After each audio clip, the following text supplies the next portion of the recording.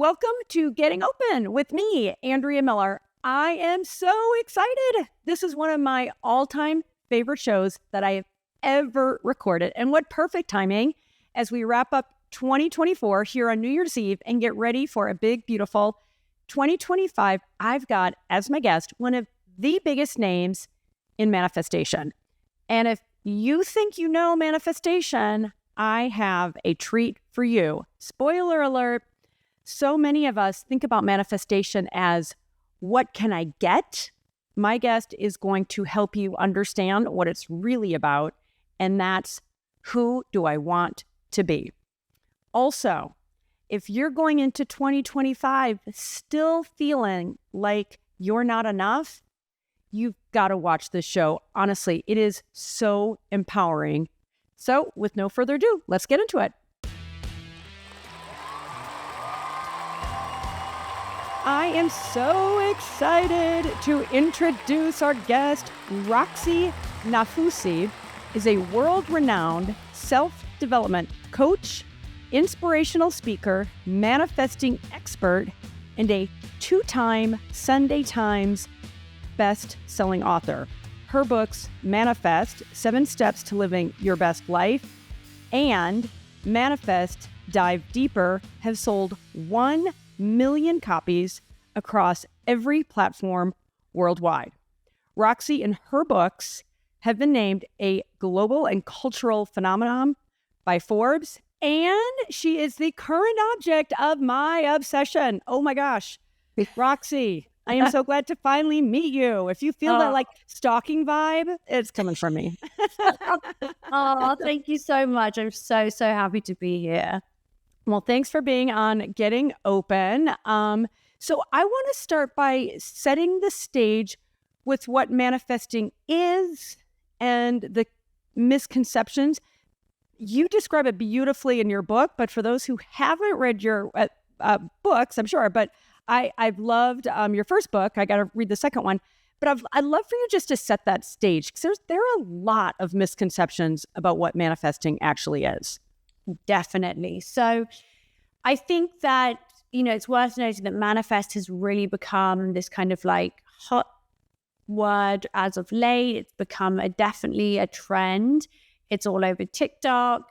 And I think with that, although it can raise awareness, which is a great thing, it can also become really devalued because people start to kind of misunderstand it and apply lots of misconceptions to it, and it can really it just devalues the practice, and then people start to think, I often say I'm like the PR of manifesting doing damage control, so what manifesting isn't magic. It isn't just about wishful thinking. It isn't just about positive thinking.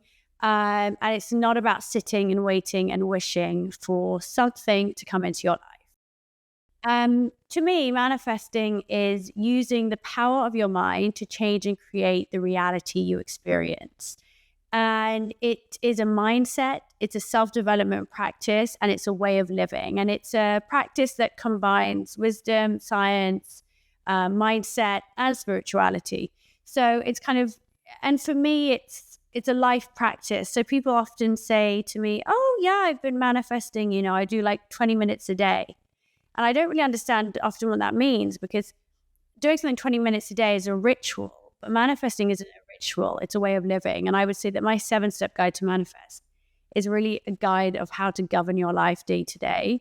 And it's not something I dip in and out of. It's, for me personally, something that I just do all the time. It's a state of being almost. Mm-hmm. Mm-hmm. It's like a life practice is what it seems like. Well, the couple things I wanted to add on to that is, I feel like there's this misconception about, it's really about visualizing, and visualizing is a part of it. But you described so beautifully how that's just a pretty narrow, or critical, but kind of not a standalone thing, right? So often I think people think they're going to make their vision boards, they're going to visualize something, and then wait for it to come to them, right? And you so beautifully disabuse people of like, no, that's just one little piece of that. The other thing that I really just so loved about your book, Manifest, and your work is your emphasis on gratitude. And I actually think of what you teach people and what I've learned from you, it's like manifesting from the inside out. And it feels like what you've described, it's less of like, hey, I just want the big house and the Birkin bag. It's like, I think you just said it, but this idea of, oh, in fact, what you said this great thing of like, oh, I wrote it down in my notebook. And of course I have like a million notes, but it's like, how do you want to be? I mean, what am I? I feel like you say it way better than I do, but it's like, who do you want to be versus what do you want to have? Yeah. So what I always say is exactly kind of as you said, manifesting isn't really about what can I have. In fact, the most important question of it is who do I want to become? And hang on, let me just pause there. Who do I want to become? Because that to me, I mean, that is so foundational. And I mean, that to me is really the essence of manifesting from the inside out rather than getting the stuff, right? How am I showing up in the world? So who do I want to become? Okay, keep going. Exactly. So if you think about, if everyone was to close their eyes, they could visualize their most empowered self, a version of themselves that is so confident, that is so full of self-belief, that is so feeling worthy of abundance, and I think that really what manifesting is asking of you is to step into this version of yourself, to become so full of self-worth and self-love that you then are willing to take the risks that you need to take to get to where you want to go, that you're willing to step outside your comfort zone, that you're willing to change your behaviors and your habits. And so, yeah, visualization is only one part of it. So I have a 7-step process, and step 1 is be clear in your vision, which is, essentially what I'm saying is that to get to where you want to go, you need to know where it is you are headed. And we can do this by creating really clear goals. But there's 6 more steps after that. So it is really just the beginning. And I think you make an important point on people just wanting to manifest handbags or a Birkin. And people often talk to me and say things like this, like, oh, what if, is it possible then to just manifest a Lamborghini? And I'm like, but why would you want to manifest a Lamborghini? Because if you want to manifest a Lamborghini, do you want to manifest something that you think will give you status or validation? Because if so, that's not what this is about. And I think that what I'm asking people to manifest, I do believe you can manifest anything, but you need to know why you want it. And it needs to come from an empowered place, not from a place of, I need external validation. And that's the difference. Oh, yes. I mean, amen. And that, honestly, I sometimes will struggle with that very thing. I'll share a quick little story. So I wrote a book that I'm so proud of. I put my whole heart into it. And this was like 2017. It came out called Radical Acceptance, The Secret to Happy Lasting Love. And I put my whole heart into it. And I was desperate for it to be a New York Times bestseller. And while I got great reviews on Amazon and people told me, it changed their life and all these wonderful measures of impact to people's lives, it was not even close to New York Times. Like, nope, not even like the Nebraska bestseller. You know what I mean? And I honestly, I can remember my friend came over. I was in the fetal position of my bed. I'm just like totally outing myself here. My ego was so invested in that, in having that external validation. And so some years went by and I was talking to this really wonderful therapist and we were doing this exercise together. And she's like, well, what do you really want? And then immediately I was like, oh, I want to be a best-selling author. And I just had to really get quiet and go, like, my ego wants that. But what I really want is to make a positive impact on as many lives as I can. And it took that going through that heartache and that feeling of failure for me to get clear. Now, by the way, I'd still like to be New York Times bestseller, but I'm wondering, because I get your point about like the Lamborghini, like, why do you want the Lamborghini? So asking that why is so important. I totally get that. But how do you reconcile when it's like you want, like in my case, like those two aren't necessarily inconsistent. I want to be a New York Times bestseller. I did the work. I busted my butt, like really put everything into it. And I'm so happy this book made such a positive impact on so many lives, but it wasn't a New York Times bestseller. So how do you reconcile when it's your ego wanting something versus, if you will, your heart's desire? Well, firstly, I love that you shared that story, and I think there's so much power in that vulnerability. But I think that, in that case, I can understand to be a New York Times bestseller. I think that for me, that is still really aligned with your mission. So I would understand that being on your vision board, because what you want is it's not just this, the name of it, I am now a New York Times bestseller, but actually the fact that you've sold so many books, that you've impacted that many people. So that's the drive and the intention behind it. Whereas I think, and this is not to say, by the way, that people shouldn't want to manifest nice things or abundance or money or luxury. That is fine. Like, those things are great, but also it's more about understanding the intention behind it. Because if the intention is to fill a void within you, that's not the answer, because that thing, by the way, won't bring you happiness anyway. And I really, truly believe that it doesn't matter what you manifest, if you have or attract or have in your life, if you haven't found self-worth and you haven't found happiness within yourself, then you'll never enjoy it anyway. So what's the point in having it? Like, better that you find happiness where you are now. And that's why gratitude is such a big part of my practice.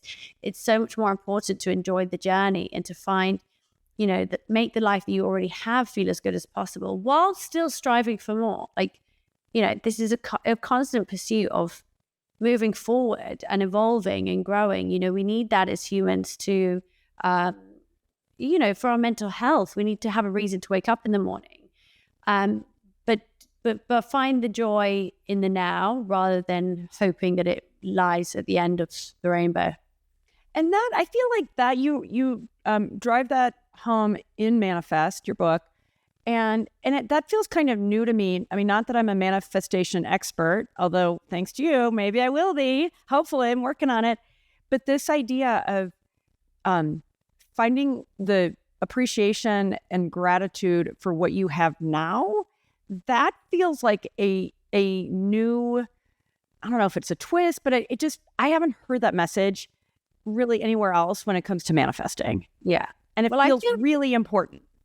Yeah, I really think it is, because gratitude, when we have gratitude, a feeling of appreciation, we put ourselves in an abundant mindset, in a belief that we already have enough and that there is more than enough happiness, love, joy, success, money, or whatever to go around. And in doing that, we keep attracting more to us. My mom used to say this phrase to me in Arabic, which literally translates as, for every thanks you give, you get 1,000 in return. And it's exactly like encapsulates this step. And there's another great quote, which is, a grateful heart is a magnet for miracles. So when we already see the beauty in the world, when we already see the joy that there is, when we already feel the love in our life, when we already feel that we have so much, then we effortlessly bring more of that into our lives. Whereas on the other hand, when we're constantly focusing, this was very much how I used to be, constantly focusing on what we don't have, what we lack, we're comparing ourselves to other people, then actually what we're doing is we're keeping us stuck in a scarcity mindset, a belief that we don't have enough and there's not enough to go around. And we keep ourselves stuck in that place of scarcity and lack. So I think it's a really important mindset shift. And even if you are not necessarily, you don't think you should use the term manifesting, whether or not, but gratitude in any sense will positively impact everybody's life. So Dr. Joe Dispenza did this great experiment where he found that participants who practiced gratitude 3 times a day, 4 days in a row, strengthened their immune system by 50%. And that's just one example. There's so much research on the power of gratitude on sleep, depression, anxiety.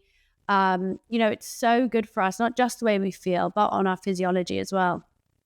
Yeah, I was going to ask you about that. I've experienced it. I actually was really lucky. I did a week with Joe Dispenza in Denver over the summer, and it was like next level, unbelievable.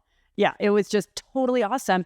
And it's like when you talk about like how gratitude changes your physiology, you can feel it in your chest. Like you really can feel going into these, of course, different meditations, but to your point, he talks about how gratitude is the ultimate state of receivership.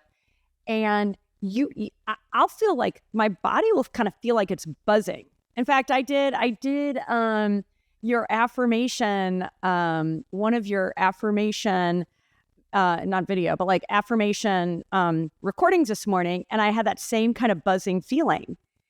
And that, like, so I bring it back to kind of the beginning of our conversation, this idea of when I think about manifesting it, yes, ultimately, maybe you'll get the Lamborghini or the Birkin bag or whatever, but your point about like why and coming from it from the inside out, coming from a place of gratitude, and you so beautifully emphasize, in fact, you so beautifully emphasize achieving self-love. And that to me is like the ultimate prize. Like, let's be real. You know what I mean? Because if you have self-love and you don't have the Lamborghini, and to your point, you might have the Lamborghini, but you don't like yourself. You hate your spouse. You know what I mean? Like, forget it. That thing won't bring you. It is like just a falsehood. So I'd love to rewind, because you talk about vulnerability. You talk really beautifully and openly about going through a very dark, protracted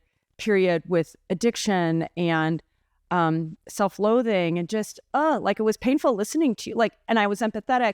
Will you just rewind and talk about, like, was that kind of your entire life, or was that just a short or medium length period? Just take us back to what that was like for you, and then kind of how you totally manifested this glamorous, incredibly successful life filled with love. Wade and Wolfie, we're shouting you two little turkeys out. The son and the wonderful partner. Yes. Well, it was my whole life. Yeah, that up until I found manifestation, that I really struggled, I would say, basically growing up, I grew up in Oxford in the UK, a very white area, as an Iraqi girl in a very, my family were Muslim, and we had very different cultural traditions. And I felt like an outsider very, very early on. It was very clear to me that I was different from the other kids. They left me out a lot. And then when the Iraqi war broke out, there was, Islamophobia was everywhere, and especially Iraqis. And so I was extremely badly bullied. I was locked in a phone box. It was pretty bad. And I ended up changing my name. I moved schools and I changed my name from Rowan to Roxy. And I would tell people that I was from Jordan and not from Iraq. And really, I recognize now that what I was doing was just like completely rejecting who I was. I didn't feel like I fit in at school, but I felt so resentful of my home life as well. I felt I would feel so embarrassed of my mom. I didn't want my mom and dad to pick me up because I was so ashamed of them, because they were Arab looking. And it was just, and I had sort of disordered eating at school. But then when I was 18, I discovered cocaine and alcohol. And it was this wonderful escape. And for a second, I didn't feel so bad about myself. And that was very addictive. And by the time I was 21, I was in my first Narcotics Anonymous meeting. But I then didn't give up until I was 28. So I had those 7 years where I knew I was an addict, but I was unable to break free from it. And I was incredibly unhappy. The self-loathing, I think, in the way that I've spoken to myself for most of my life is, beyond something I can even explain. Like it had become the kind of a repetitive nature of my inner voice and inner critic was so constant. It had really kind of developed into this anxiety disorder. So it's a form of OCD, basically, where you are so disgusted by yourself. I couldn't look in the mirror. I couldn't leave the house. It was pretty awful. And then I discovered manifestation, and I realized that manifesting was about self-worth, and that we manifest what we believe we are worthy of receiving. and I had no self-worth. So I think in that moment, I took responsibility and I stopped playing the victim. And I realized that I had the power to keep myself stuck and I had the power to get myself out of it. So I started researching manifestation, and 2 weeks after first hearing about it, a man named Wade messaged me on a dating app on the 7th of June, 2018. And a year to the day, on the 7th of June, 2019, our baby boy Wolf was born. And I have to say, it wasn't quite a fairy tale in that the pregnancy itself was my dark night of the soul. When I had got pregnant, I was still an addict. I was trying to recover because I was on this new sort of journey of self-discovery, but I was definitely not there. And finding out I was pregnant, I suddenly had to give everything up very quickly and abruptly. And so... And when you say give everything up, like give up cocaine, cigarettes, alcohol. So I turned to food. I started binge eating. I gained over 70 pounds. I was unrecognizable. And all that years of pain I was trying to escape from just came rushing back. And it was a very traumatic experience for those, 9 months. And the only thing that kept me going was that every Sunday, and I had started this a week before I found out I was pregnant, I had started something called Agni Aunt Sundays. And Agni Aunt is like, I don't know what you call them in America. It's like someone that you like message in for advice, like an advice column. In the UK, you would call an Agni Aunt, right? So I would make this kind of sort of advice column and on my Instagram stories, and I only had like a very small following, but I would just like giving people advice. Anyway, when I then found out I was pregnant, I was going through this, very dark time. Every Sunday, I would get out of my own head because I would be helping other people. And that became my lifeline and my purpose. And I knew then that that's what I was going to make my career doing. I was going to turn my life around, and I would visualize myself so clearly. I knew, when I have this baby, I'm going to make my life the best it can be, and I'm never going to get back to this place. And when Wolf was born, I went hell for leather and did everything I could to turn my life around. And it did. Oh my God. It's such a beautiful and heartbreaking story. I mean, I'm just sitting here like my heart really aches for what you've gone through. And I appreciate your sharing that here. And what a great gift you're giving the world. I mean, genuinely, I think a lot of people know what it's like to be othered. I don't think a lot of people know what it's like to be othered and bullied to the extreme you were. And it just, what's so hopeful for me is for you to go through that full self-rejection, having shame for your parents. Like, it hardly gets any worse. And to know, because we all have so much inner power, that you have such a beautiful life, and that you are sharing everything you know with your full heart. Like, it's such a beautiful story. And I thank you for it. And it hurts my heart. Let me ask you, did you ever consider ending your life? Yeah, I mean, I often felt that I wouldn't say I ever thought I would ever really end my life, but I remember as a child, very young, from the age of 7, I would constantly ponder, like, gosh, imagine if I was someone else. Like, how great would life be if I wasn't me? Like, why did I get born into this body? Like, why did I get born and have to live my life? Like, and that was very, very young. And then I often thought, what is the point of life? And I was never scared of death. I was like, I wouldn't care if I died, because like whatever, like, what am I living for anyway? And it's so funny, because now that I've become so truly fulfilled and happy in my life and in myself, I often think, oh God, I really don't want to die anytime soon. I love my life. Yes.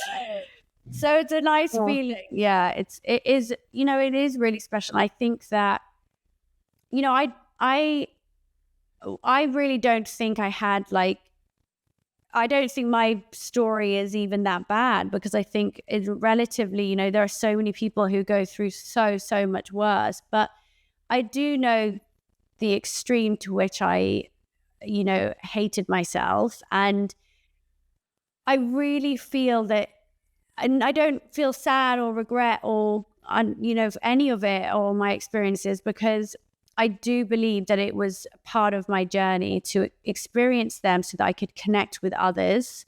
And I think that that is probably why I have like great empathy for other people, because I understand what it's like. You know, even if the circumstances are different, I do think that as humans, we really connect through vulnerability and through our pain and through being able to just inspire each other and help each other. That is what we're kind of here for.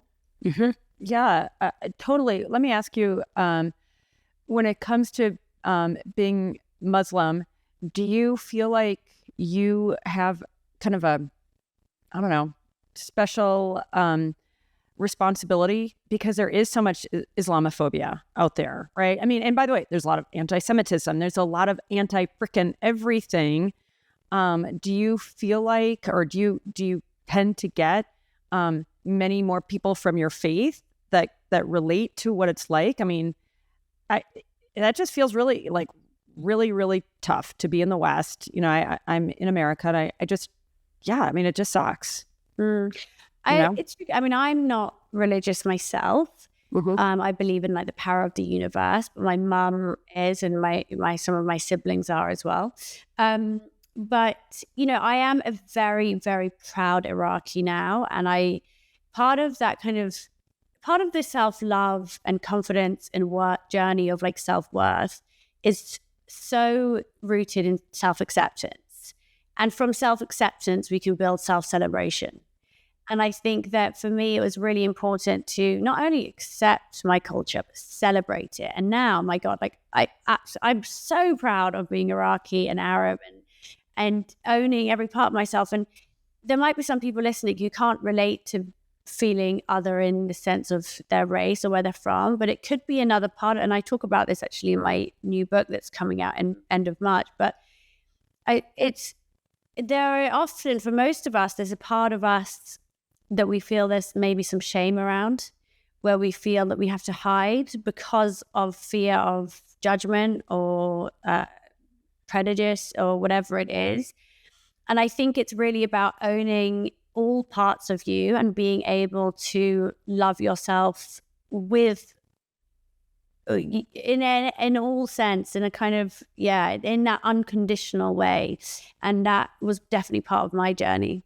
Mm-hmm. Yeah. Well, and that, you know, that just, again, getting back to the core of what you're teaching, it really is. It's about learning to love yourself, and then you can be high vibe. But I want to come back to one other thing. This might sound weird. For the people who are watching, you'll see for yourselves. But for those who are listening, Roxy is stunningly beautiful. Stunningly beautiful. Has that ever felt like, in the work you do, does it feel like it, and you're glamorous? Like, it's not just beautiful. Like, wow. Like, you look at your Instagram, like, whoa, beautiful and glamorous. Do you ever feel like that is a hindrance in your work? I think that something that it's really been important for me is understanding that we are all multifaceted humans, and there are many parts of us that we can want and should express. And I think that it can be really easy to feel defined or to label yourself as one part of who you are. So a lot of us do it with our job. So, you know, I'm a lawyer, which means that, gosh, I wouldn't want my clients to know that I like DJing at night. Or I'm a mom, and I wouldn't want people to know, you know, the other mom friends to know that, you know, I like raves. I don't know, whatever. Like, whatever. But, you know, I think, and for me, it's definitely, you know, I'm a coach. I have one-to-one clients still. I do inspirational speaking, but I also like going to glamorous events, yes, and being in my feminine energy. And there was definitely a time where I felt like, oh, maybe people won't take me seriously. And actually, I was like, hey, do you know, I have wasted all my fucking life to feel confident. And and I am just going to let myself take up space and be in my power and show up in all the different ways I want to show up. And it doesn't matter because I don't need to please everyone. And I definitely think, and I don't think it's so much about the way I look, but I think that the more successful women get, I mean, all people, but I find, particularly women, particularly women, the more successful and happy women are, the more there are people who want to put them down and and judge and right? judge and bitch and all these things and find fault. Like, oh, look at that. You know what I mean? Like, it's like gross. Come on, step off. And I think that one thing that helped me, and again, it's in the new book, but I really feel that when I was starting in my journey into this space, I felt this kind of thing of, oh God, who the hell is going to take me seriously? Like 6 months ago, I was a self-proclaimed addict, you know, like other people who I know, they're going to be like, what's she doing now? She's in wellness. Or, you know, I felt that I would be ridiculed, or, you know, that people would find me annoying, or people wouldn't like the way I spoke and things like that. And then I thought about all the people that inspire me, you know, Tony Robbins, Brené Brown, Oprah, you know, Wayne Dyer. There are so many people who are inspired by them as I am, and who love them and adore them. But there are others who are indifferent to them, or who really don't like them and find them annoying, or don't like the way they speak or whatever. And I think it hit me. I was like, okay, nobody on earth is universally liked. Even think about your best friends and the people you love. You will have other friends that can't stand them. Like, there is nobody. And for me, what I realized is that really everything is energy. People liking you or not liking you is not about who you are. It's more about their own experiences of the world, and about frequency. Like, some people just click. And in the same way, you can have a friend who you are nothing alike, and yet you just have that special bond and you can't explain it. It's just energy. And so I think I became so okay with the fact that I was not for everyone. Yeah. And that has liberated me. Freeing. Yeah, I was going to say, I can imagine how liberating that is. No, I mean, I shared this recently on my Instagram. I had 2 Instagram messages in the spaces of 2 minutes. And one was, Roxy, thank you so much. Your book has changed my life. A really beautiful story. And the other was, I've never read such drivel in my whole life. Can I have a refund? And I thought it was hilarious. And that's awesome. And I was like, yeah, you know, and I don't take, if I was to give energy to the small proportion of criticism, I would be doing a disservice to the people who go out their way to say something nice. Like how I feel that I would be dishonoring the kindness of people if I was to put my energy on people who wanted to put me down. Mm-hmm. Well, yeah, and every now and then I think I have a little thing. It's the 1% rule, the 0.1% rule, and it's like, is there even a 0.1% truth in something? Like, let me try to see my own blind spots, and if there is, great. I can, you know, you've given me a chance to see my blind spots, because by definition, you can't see a blind spot, or it's like, or it's just not true. It's somebody coming in from a place of lack, and now they're projecting onto you. But I do love that those came in and were juxtaposed. All right. So I'll say this. I was intimidated, like seeing your Instagram. I was like, oh my God. And then listening to you, your warmth and your sincerity, I was like, oh my God, I love this woman. Can we be best friends? Oh, and that really, really, really touches me. Thank you. And just adding to that, because like you said, we're not, you know, not everybody's going to be everybody's cup of tea. Totally get it. But what I love is you are so beautiful and glamorous. And that, to me, to own that and say, this is what I want, you give permission to others to do that. Because at times, I know, you know, I've had a considerable amount of success. And at times I'll be like, oh, I don't want to shine too brightly because I don't want others to feel kind of badly. I mean, it's stupid, right? I mean, and it's coming from a place of for me anyway, trying to be considerate to those around me. But I feel like there's a big frickin' fallacy. And so that you are shining your brightest and you are giving yourself permission to be so radiant. I do think for the people who are like, oh, like, and you say this in your book, like, oh, that's for me. Like, I can be like that too, versus those who are going to judge and be like, oh, look at her, she's showing off, or that feel envious. Let's talk about envy in a minute.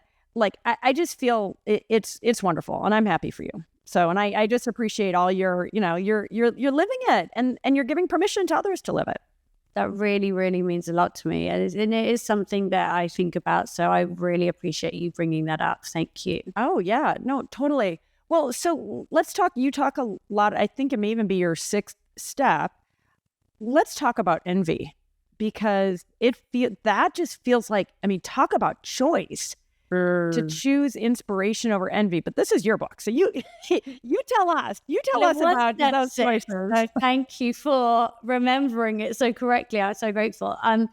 Step 6 is turn envy into inspiration. So envy comes from a scarcity mindset. It says that there is not enough for us all, and it comes from, I think, it's a symptom of our wounds and insecurities. And I think the first thing to say, and what's really important, is that we don't need to feel ashamed of feeling envious. And I think that so often we do.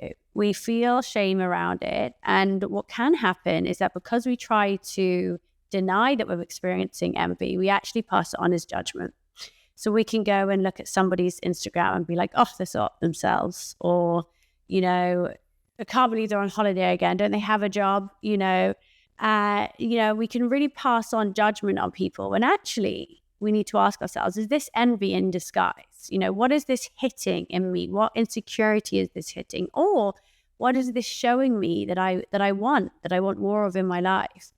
And then when we've done that, when we've owned what we're feeling without judgment, without shame, without guilt of those feelings, because they are so normal. You only need to look at kids getting jealous of each other's toys to know that it's just one of our core emotions. Then you can have the power to change it and to transform it into a more high vibe emotion, such as inspiration. When inspiration is the antithesis of envy. Inspiration says, you have something and I can have it too. You are showing me what's possible. And when we are inspired by people, we allow ourselves to be, again, in that abundant mindset, the belief that there's enough for us all. And we're showing the universe, or the God, whoever it is for you, a greater power, that you're not threatened. You're not threatened because you believe and trust that is going to be available for you too. And I think that when we're scrolling on social media, when we're hearing about the successes of people around us, it's really important that we can be conscious of how we're feeling, and seeing when it's appropriate and when it's needed, that we can make sure that we transform those envious thoughts into inspirational ones. So instead of saying, that person's on holiday again, we can say, do you know what that's really reminded me? I am so in need of travel. Or I'm going to add that hotel to my vision board, or my list of places I want to go. So I think there's always an opportunity. And then we can kind of take it a step further and actually celebrate other people. Because celebrating other people is, it's showing the universe you're not threatened, and it makes you feel good. It's showing in action that you are inspired by someone, and you're allowing yourself to feel that. And I think that sometimes, if I've had a moment where I might see someone got a job that I wanted or something or other, and maybe I get a pang of that, oh gosh, why didn't I get it? What does that say about me? I can then turn that into an inspired thought. God, that's amazing. And I can't wait till I experience that. And then I'll go and I'll leave a comment and genuinely mean it. And I'll say, well done. I'm so proud. Like, good for you.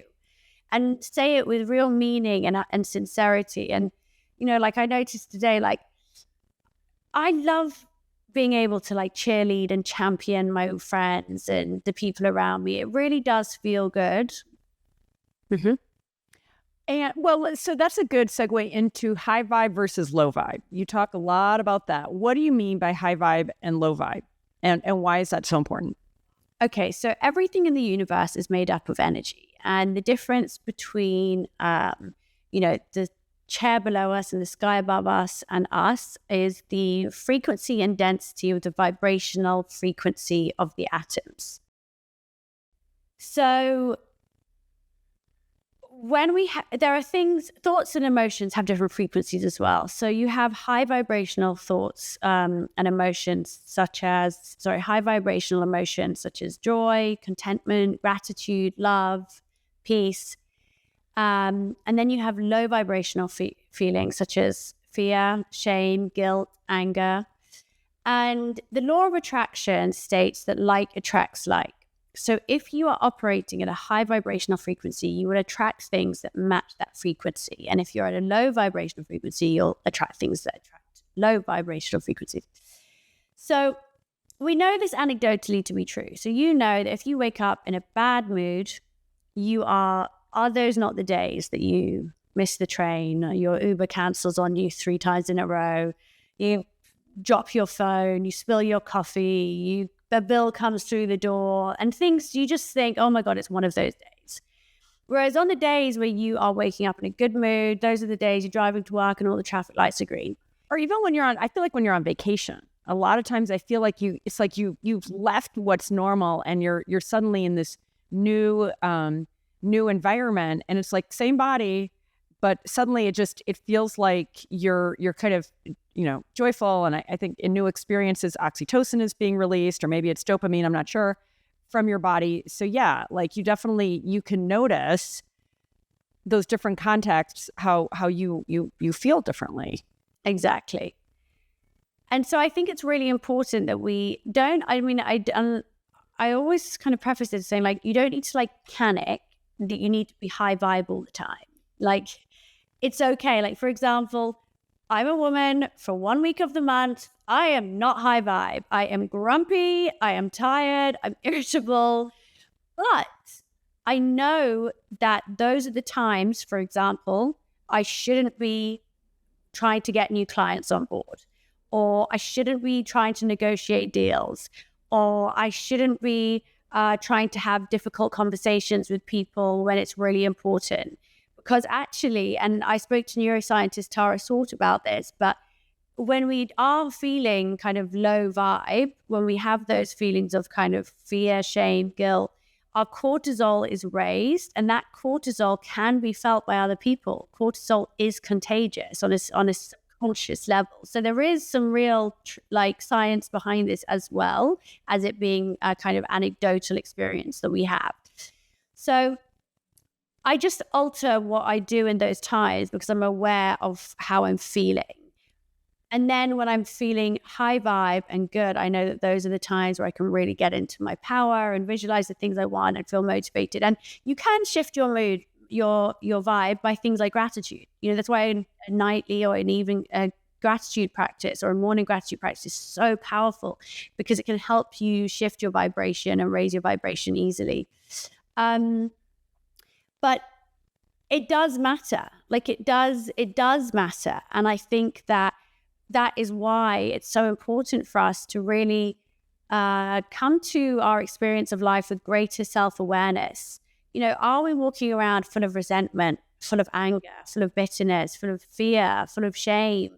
And how can we start to change that? How can we heal? How can we do the inner work required to do to feel our best, both on a vibrational level, but also internally? How are we feeling? Are we feeling empowered, confident, worthy of love and receiving? Totally. And that to me is absolutely a choice, right? And to me, what's interesting with the work you're doing, and even you reference some of the books that seem to inspire you are more than 100 years old. Like, this isn't new, right? And yet, having the right messenger, let's face it, that matters. Some people will respond better to you versus somebody else. But it is interesting to me how it feels like, kind of, even now, even though the word manifest, I think, was the Webster Dictionary of the Year, was it in 2023 or 2024? Yeah, Cambridge Dictionary of the Year 2024 this year. It's amazing. Yeah, and yet it's still, I look around, we're in a genuine world of hurt. There's so much hurt and heartache, and our U.S. Surgeon General here in America proclaimed there's a loneliness epidemic in the U.S. And I think that is very much prevalent in the Western world. The degree of anxiety, depression, fear, all of that, right? And so it is interesting to me how we all have so much more power inside of us, and we just don't, for whatever reason, you and others are being called to action to share that, to help people discover that for themselves. So why don't you walk us through your 7 steps? Because I appreciate, it's like everybody wants a quick fix. Like, just, Roxy, give me the one thing, right? But you make it really clear. It's not about one thing. Yeah. Right? I mean, and you give a lot of great exercise. So I'd love for you to kind of walk us through those 7 steps. And by the way, everybody should buy her book. Oh, I'm going to say this. Total public service announcement. Your book, I don't know if you know it, it's available on Kindle in the US for $2. I didn't say 20. I said 2. So, like, everybody should go and buy like a copy for themselves and 10 for their friends. And then it's like what you normally pay for a book, you can give to, 10 people that you love. Like, it is the best deal ever.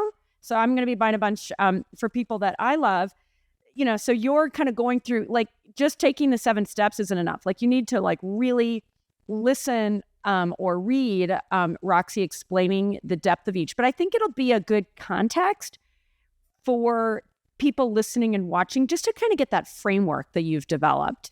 Yeah, for sure. And also for people who are listening, the book is such an easy read. It's a short book. There are so many people that are like, this is the first book I've read in like a decade, because they might not like reading books, but it's a really easy, short book. It's not heavy or deep. You hopefully won't fall asleep reading it. No. It's so good. To be honest, I actually listened to it. And since you narrate it, I listen to a lot. I read a lot, and I listen a lot to audiobooks, but it is really nice to hear it from your voice. I actually like that a lot. Yeah, the audiobook's been very popular, actually. And it's only 4 hours. It's quick. It's like 2 podcasts. Totally.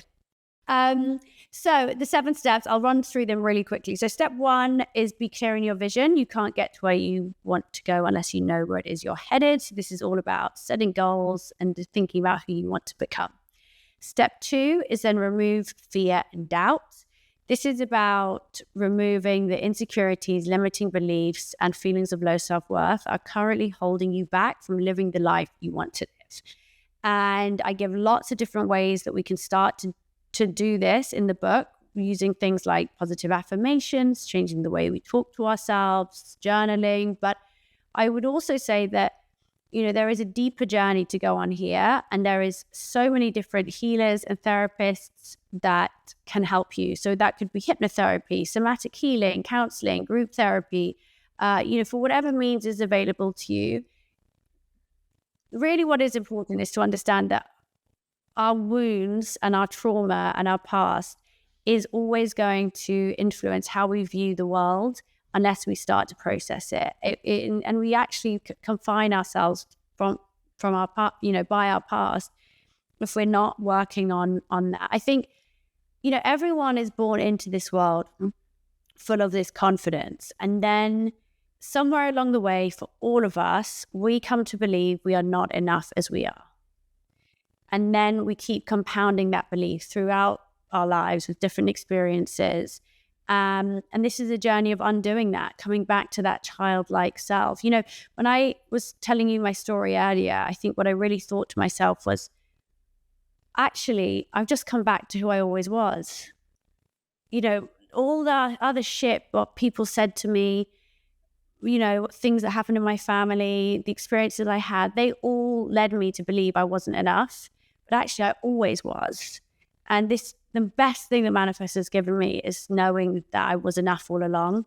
And I really want that for everybody listening. I truly do. I hate the fact that people doubt themselves for reasons that are out of their control and that aren't to do with them. And I hope that they will all go on that step 2 journey of removing fear and doubt. Well, it's the ultimate empowerment. I mean, because I've struggled with that not being enough a ton, and it is such a deliberate practice to overcome that and to find out it's not effing true. It's just not true, right? But only you can give that to yourself. And I'm with you in terms of there's like somatic therapies and just psychedelics used appropriately. For me, the week with Joe Dispenza was life-changing. I mean, I'm a big proponent of guided meditations. You have some really wonderful guided meditations. So I'm with you when it comes to that, removing fear and doubt, so that each of us can learn we actually are enough. And then to me, like, everything else is gravy. Get the Lamborghini, great, drive fast. Don't get the Lamborghini, have your friend pick you up in their Toyota. You know what I mean? Like, that is at the heart of it. Mm-hmm. Absolutely. I love that. Okay, so step number 3. So step 3 is then align your behavior. So this is all about taking action, doing the actual work that you need to do to get to where you want to go. It's about forward momentum, motivation, self-discipline, but it's also about stepping into the character of your future self. So showing up as your future self and aligning your behavior with your future goals through your routines, your behaviors, your habits, and all the decisions you make from the moment you wake up to the moment you go to bed. Step 4 is an overcome test from the universe. So this is all about, it's 2 things really. One part is really about questioning where in your life are you settling for less than you deserve, and how can you remove the things and say no to things that are no longer serving you, so that you can create energetic space for the things that you do desire to come your way. But it's also about asking yourself, how is it that you are showing up to obstacles, rejection, challenges? Because it's not you're not going to face them. This is real life. They're still going to come your way, but how you persist through them and how you take value from them is what determines where you end up. So this has always been my favorite step, because this allows me to navigate life with so much greater ease and resilience. And to me, this is what positivity is. Positivity isn't being happy all the time. It's about knowing that even on the dark days, better days are coming. Mm-hmm. Yeah, no, I love that also. I mean, that also feels like profoundly empowering. I mean, like, to me, that's taking your power back, right? Like, yeah. In fact, you have something that I love. You say, sometimes you win, sometimes you learn. Oh, and I it's love like, that totally. quote. You know what I mean? Like, totally. It's like, you can choose to be a victim, or you can choose to say, okay, this is a learning, right? And that to me is like, dang, I'm reclaiming my power. Okay, on to step 5. Step 5 is embrace gratitude, which we discussed. And then step 6 is turn envy into inspiration, which we also discussed. And then step 7 is trust in the universe. So this is really all about surrender. So it's about knowing what you want and then letting it go. And I think that one of the biggest mistakes people make with manifesting is they become really obsessed with their goals. And this obsession turns into desperation. And desperation comes from fear and doubt, the thing that is blocking us from receiving. And so I would say that the goal dust on manifesting is being able to know what you want, but not emotionally attached to the outcome. And that means that you're not saying, I'll be happy when I get this job. I'll feel validated when I get this relationship. It's finding that on the journey, but just knowing that you'll feel so proud of yourself when you get there.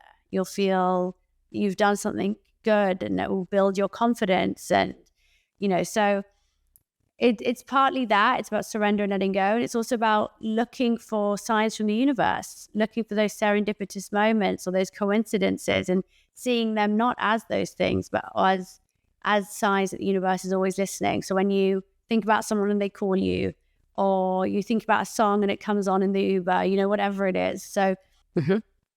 Well, and I love how you talk about how it really is this commingling of steps, right? I mean, and to the point you said, toward the beginning of our conversation, somebody's like, oh, I do my kind of 20-minute ritual. Okay, that's great. Not knocking it, but it does feel like learning this list from you, it really resonated. And I do think you really drove home that it's like it all goes hand in hand. And that, that to me, it's like, if you really want to transform your life and find that you are enough and learn to have self-love, because that, and then, self-love and learning to love yourself leads to life's ultimate prize, which is great relationships, right? I mean, again, with or without the Lamborghini or all the fancy trappings, what we all crave, I think it's safe to say, what we all crave most deeply is a sense of self-worth and self-love, and then being able to share and connect with other people that feel that too. So, I guess just really trying to underscore the point of your research and your work that they all go hand in hand. And I feel like you do such a beautiful job of articulating that. Okay. Give me like 1 minute or one morsel on your new book, if you can. Yes, absolutely. So I just announced it. My next book is called Confidence, 8 Steps to Knowing Your Worth. It is, I am so proud of this book. I have been writing it for the last 9 months. I just handed it in like 2 weeks ago. I am so, so proud of this book. It is really everything. I feel like it's everything that I've ever learned about empowerment and healing and self-development in one book, in 8 really simple steps. Again, it's got the same tone and exercises, but I think this is the book. It feels so reflective of sort of my own journey of confidence. And I think that, confidence and manifesting are so tightly intertwined, because the more powerfully you manifest, the more confident you can feel, but you need that confidence to be able to manifest more powerfully and more effortlessly. Confidence really is at the foundation of everything that we do, all of us. And it's not something that is just, this elusive quality that's just some people possess. It's something that we can build and create within ourselves. Oh my God. Congratulations. I can't wait to read it. I want to have you back on the show when it's out because I want to get all the depths and details. Okay. A couple last questions before we wrap up. Talking about, this to me kind of goes back to the heart of I am enough and worthiness and confidence and so forth. Where I was raised in Minnesota, and a lot of us, this idea of humbleness is a badge of honor. And I'm curious because at times, like I said, for me, I won't shine my brightest because it's like, I just really want to stay humble. And there's something endearing about that because, like, in a way, no one loves a show off, right? But it feels like the show offs are coming more from that place of lack versus, kind of like authentically shining their brightest. So what do we do with humble? Like, are you pro humble or are you like anti-humble? So I speak about exactly this in the book. So I say that some of the reason it's in one of my steps, but basically what I talk about is the fact that we both glorify humility and are deeply afraid of coming across as arrogant. So humility, I think, is in kind of lots of different cultures. It's really seen as kind of one of the apexes of, being a good person and a good quality to have. Yeah, it's a value. It's like a value. Yeah. Mm-hmm. And we need humility because it helps us to stay grounded. It helps us to see how we can do better, how we can be part of society and community. And a healthy amount of humility is really good. But often we take it way too far. And that is where it kind of becomes problematic because we put ourselves down, we self-deprecate, we don't allow ourselves space to kind of like accept compliments or congratulations. It's a problem. But at the same time, you have arrogance, which is, deemed, across cultures as, the least desirable trait, and rightly so. But people confuse confidence and arrogance, and they are not the same thing. They are really not the same thing. Arrogance kind of says, I'm better than everybody. Whereas confidence says, I'm good and other people around me can be good too. I love that. That's great. But I'm still learning. I'm a masterpiece, but I'm still not the finished product, so it's a very different thing. And I think that even, for me, for example, in my culture, we had the evil eye, and my mom was constantly warning me, don't show off, don't come across too good. If ever, she says, oh no, the evil eye will get you. She put this fear in me of being able to come across happy. When I moved home, she made me put a dirty shoe in my hallway, to ward off the evil eye from when people would come in. And so I think these things can really do us harm, because while they're well-intentioned, that they do make you fearful of celebrating yourself, of shining. And I really do want to try and help people change that and realize that they can accept praise, they can celebrate themselves, they can be confident and still be a humble, good person. They're not one or the other. Right. It's like there's like kind of a healthy tension with that, right? And I feel like even the bit about gratitude, I feel like there's something really, I feel like there's kind of a humbleness and gratitude. It's like you don't take it for granted, right? You appreciate it. Okay, my last two questions. One, is it true that you dated Harry Styles? No comment. All right, everybody, take that for what you will. And then, okay, if you were Moses or Muhammad on the mountain and you had one sort of piece of why can't I think of the word? Like one slate to hold up, and it was the last message that you could give. What would that one message be? The last line from my book, which is, someone once told you you couldn't have it all, but I am here to tell you that you can. I love it. I love it. Everybody, someone once told you that you couldn't have it all. Roxy is here to tell you that's bullshit. You can. And she's living proof. Oh. Amen, Roxy. Oh my God, I have loved this conversation. I've really felt, my heart has felt warm this whole conversation. Thank you so much. I mean, totally back at you. I mean, that's the power of manifesting. I've been doing my work, sister, just along with you. And while my dark days were different than yours, I've been through plenty of dark days. And it's also why I do this work. And I'm so passionate, and I'm so grateful for, you and your work and the people that have supported you. Same with me and our amazing team. How can people find you? For people, and by the way, Roxy they're like $4 or $5. So like great affirmations, great meditations, but how can people find all that stuff, plus Instagram and all that? Just let us know. RoxieNafousi.com for all of that, and Roxie Nafousi on Instagram, and all the information is there. Okay. Yeah. And listen, guys, I mean, she has, in fact, which one, I said last questions, last little nugget. You're a big fan of journaling. So what is your favorite journal prompt? Well, yeah. So I just released something called Manifest the Daily Journal, and I'm so proud of it. It's like just a daily 2 minutes in the morning and the evening, basically. And there's a prompt in there, which I'm obsessed with, which is a motivational message from my higher self. And I love it. So every morning I can just think, what would my higher self tell me today? What words of motivational wisdom do I need to give myself? And I really love that one. And it's one that I hadn't heard before.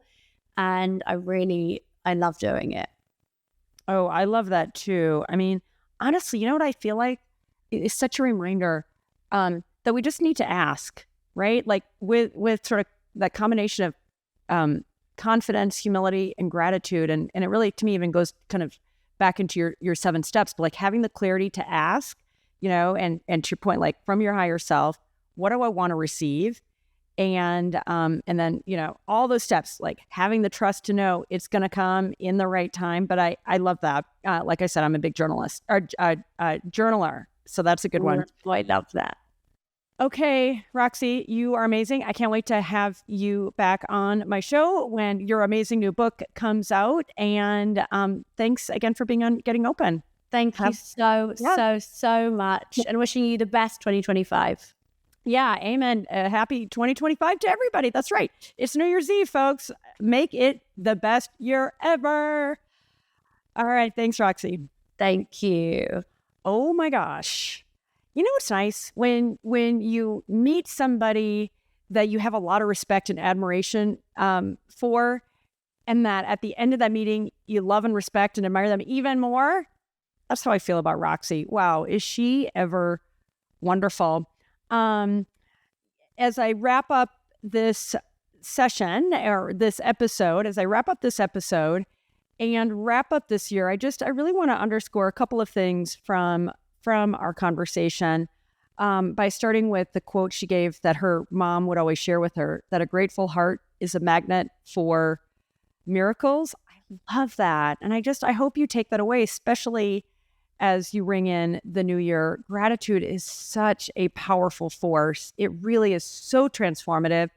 And honestly, in reflecting on our conversation, when she talks about how, if you're just doing a little bit of that visualizing or, just a slice of it, manifestation can feel like a limited ritual versus going all in and making it a genuine life practice. Like, that's what I love about her 7 steps, that it's like, it is so holistic and it is so effective.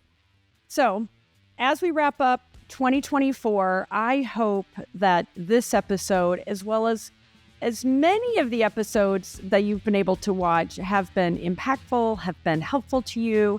And honestly, I am so excited about where this show is going in 2025. And as always, I'd love your feedback. Write to me at gettingopen@yourtango.com. I love your comments wherever you're watching or listening, on YouTube, on Spotify, on iHeart. And finally, as always, if you're not following or you're not subscribing to the show, please do, because every single guest that we're bringing on has something amazing to teach you and to teach me. And I don't want you to miss any of this amazing content that we're bringing to you. So thanks for listening and or watching. And I wish you an amazing 2025. I look forward to seeing you back here soon.